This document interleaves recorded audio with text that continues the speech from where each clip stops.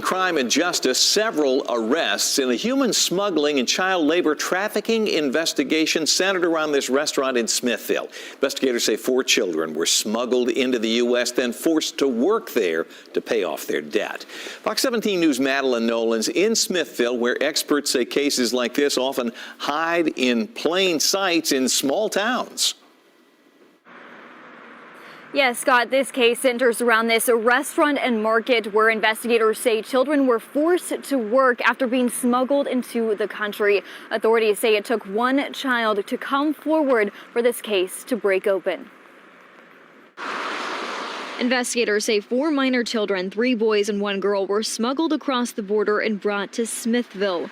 Authorities say they were forced to work at Chabelita's restaurant and market to pay off smuggling fees and housing costs. This happens all the time, every day, in every corner of the United States. Former FBI agent Rob Chadwick, who has investigated human trafficking and cartel networks, says cases like this are not unusual in small communities. They tend to prey largely on these small communities for the very reason that these small communities are so, under-resourced from a, law enforcement standpoint.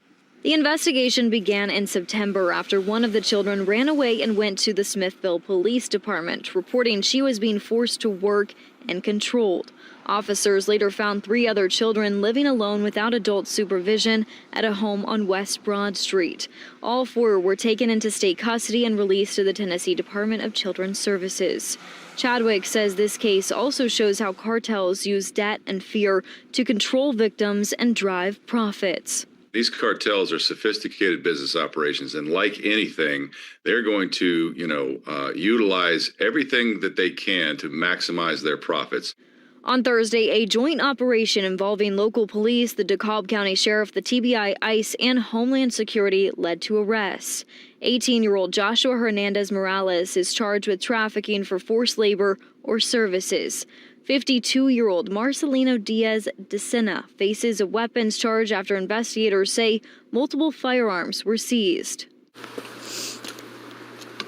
Thursday, I tried to see whether the restaurant and market were still operating. When I went by the market and asked to speak with someone, I was told no one would comment. A sign on the restaurant door said it was closed today only due to maintenance. You think you're fine after a car accident until this happens.